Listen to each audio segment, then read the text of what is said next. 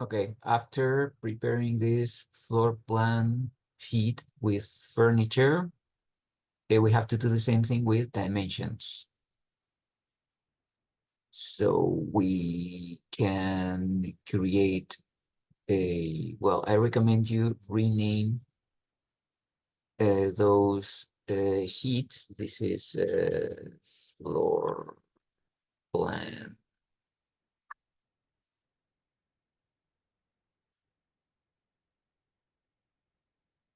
furniture.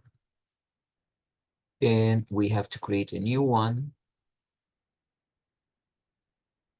and we can name it floor plan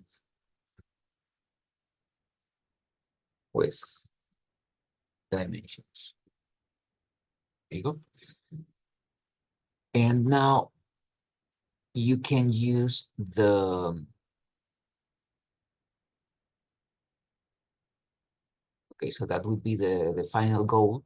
But what you can do is once you have cleaned up all these, so don't copy or don't duplicate this one, level 41, because if you duplicate this one, you have to do the same thing. If you have duplicated this with furniture, you only have to duplicate view with detailing, and now you have exactly the same one, level 41, and we can name it dimensions.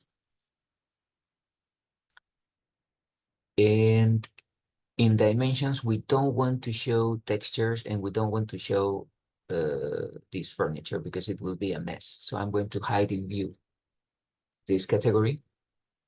Well, everything. I have to hide in view everything related to this sometimes.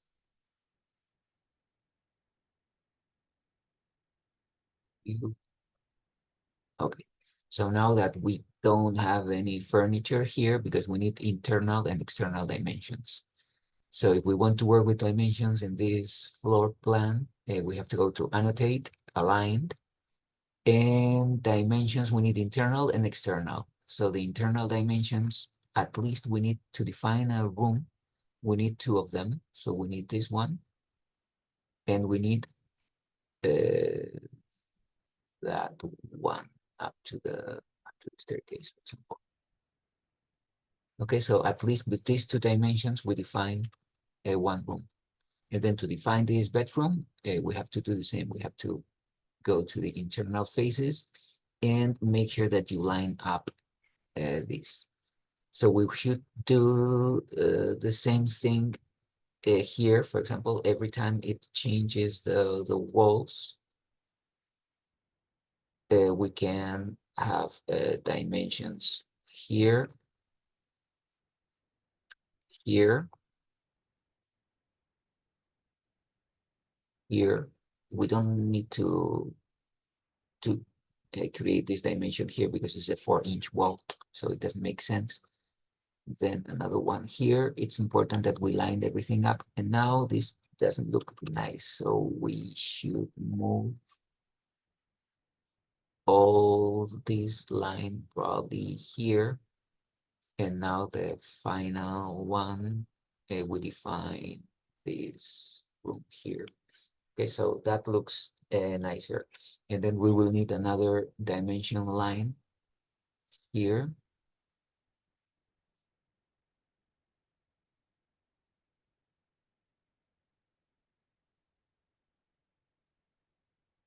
Okay, so those are internal. I'm not continuing because this is a deck, so this is not a room, this is not the internal room. So we have to do this with all the rooms that we have in the drawing. And the same thing with the external. So for the external dimensions, use aligned, and we have to select the face. And so that will be the first dimension line. And we need the total external dimension. Okay, so what would I do here? I would take these dimensions here up to this line. And I would take another semi-total dimension, and finally, I'll take the total external dimensions. Okay, so we can have up to 3 different lines, 3 maximum, and I think that looks good enough. We can always edit the type if we select this dimension and we edit type. Here we have a lot of things. So we have the tick mark. This is diagonal 3/32. Imagine I'm going to do something that's going to be wrong. If we apply that,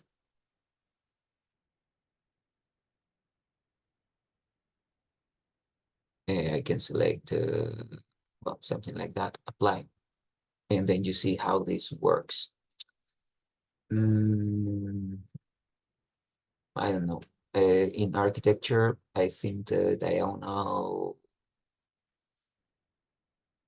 works good for these floor plans. Okay.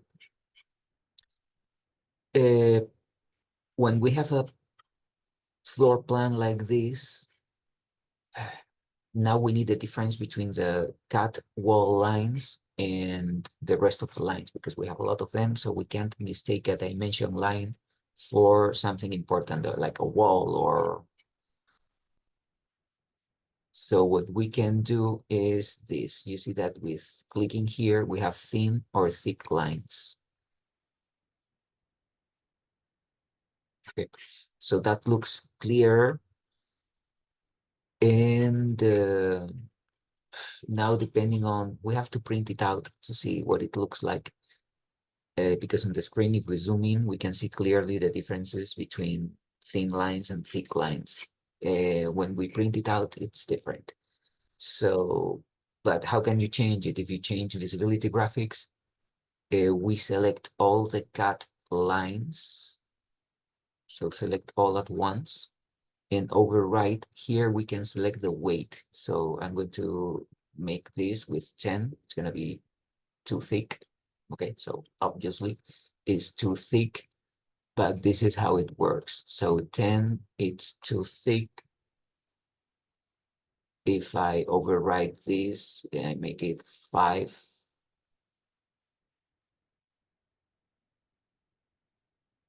5 too thin.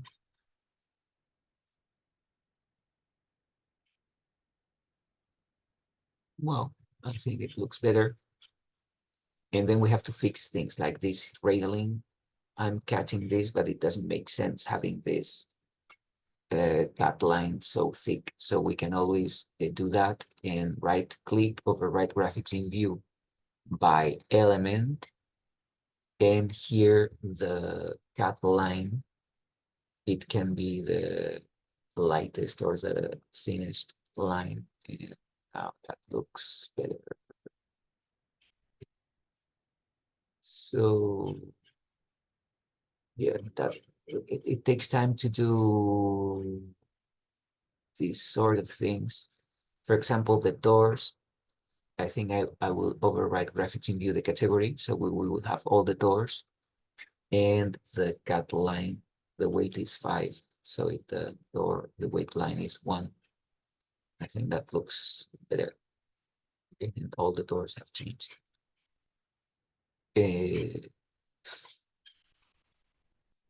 When in doubt, what I would do is to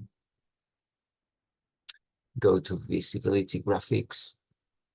I have all the lines like this, but if the cut pattern is a solid black color,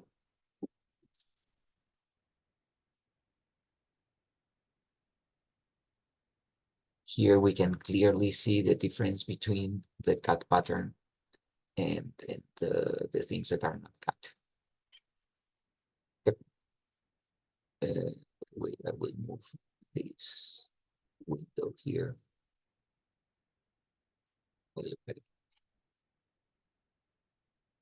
Okay, so once we have this, it's up to you. You can have thick lines or you can have this solid fill. But we need dimensions everywhere. And now we can select the sheet that we have created with the floor plan dimensions, and then we have to do the same. We have to drag all the floor plans that we have created here. That scale is too.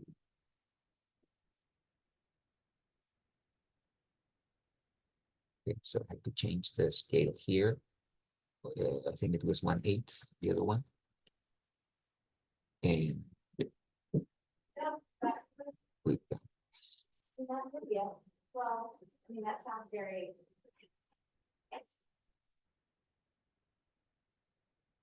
now where's the sheet is this one. Okay, so move it, and we will need the 3 floor plans on the same sheet. Okay, so it's just a question of dragging, but you have to be consistent, because if you, example, if you drag this basement, this doesn't look good. So you cannot have thick lines here and a solid fill there. So you have to use the same criteria for this and that. Okay, so we need the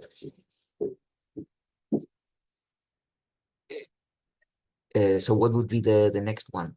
The next one, we have to do the same thing with sections. So we need 2 sections, and that's why we need the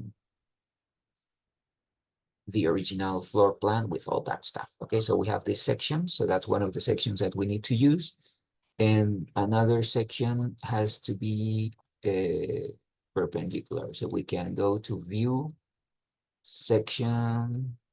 So we have to figure out where the best line for the section is. One is through the staircase for sure. Okay, so if we look at this, we need that section. And that looks nice. We have already done all this stuff. I have selected the right place. I have placed dimensions, only vertical dimensions in sections. So I think that looks good enough because I cut through the staircases. And then if I look at the other section, okay, so this section is not ready yet. So we have to clean it up. We have to hide in view all these categories that we don't want to show.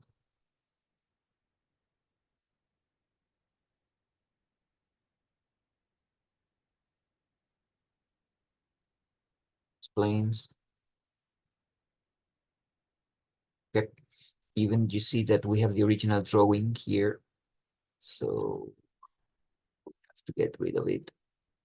If I do this and filter, I have a plans TWG. So I want to select just this and hide in view. Okay, so now I can see that. I can work with the crop region so that this is the right one.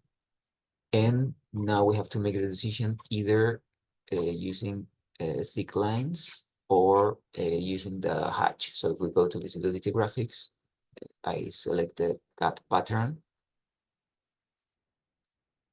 and override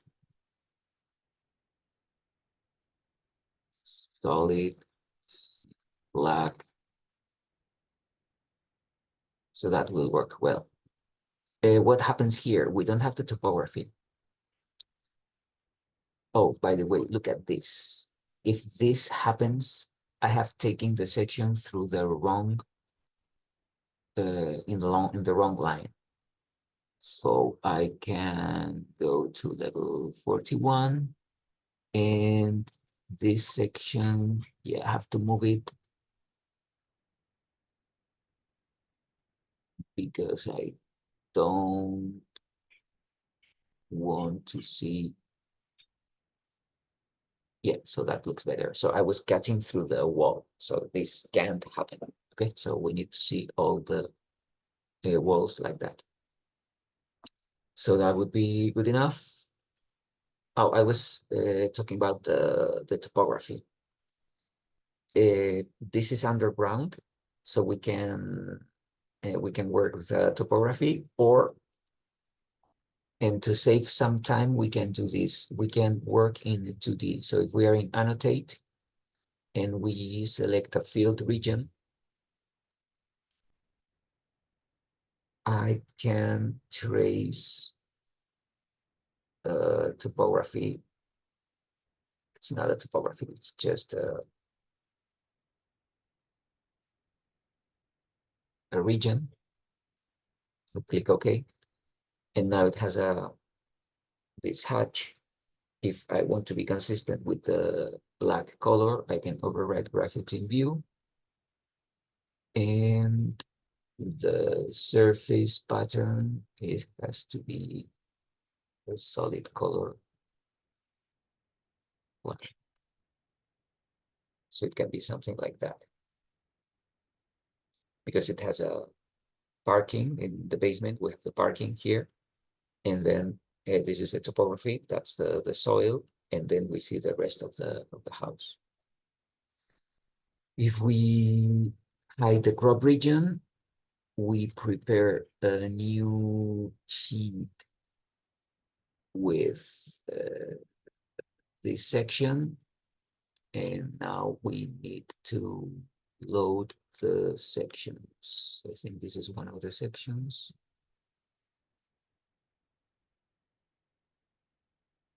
Here, and I think that's the other one.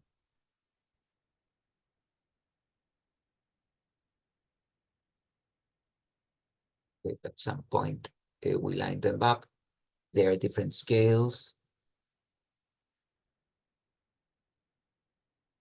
So that scale is, let's say, 1/8.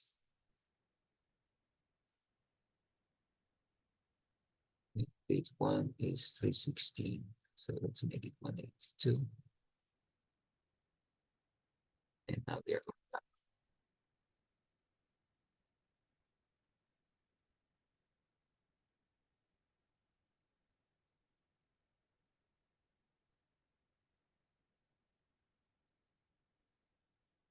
Okay.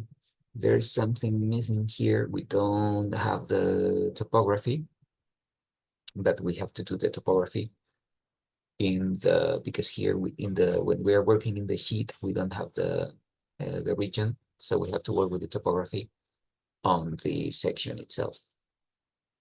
But that would be the second, well, the third sheet. Remember that we have floor plans.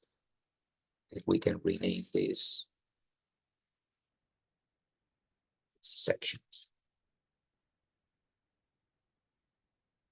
If we don't have space for another document here, we can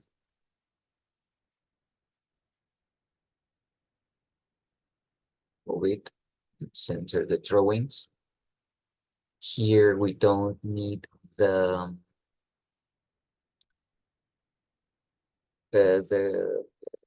north arrow because those are sections, but we do need the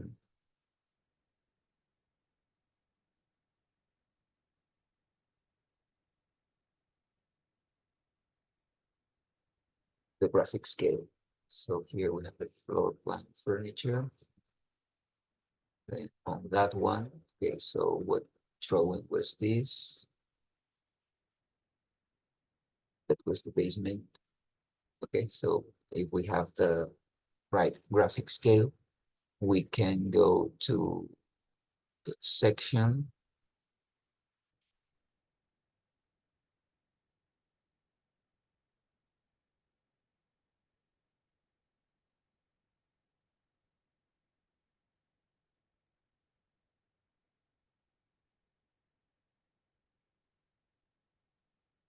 And paste it here.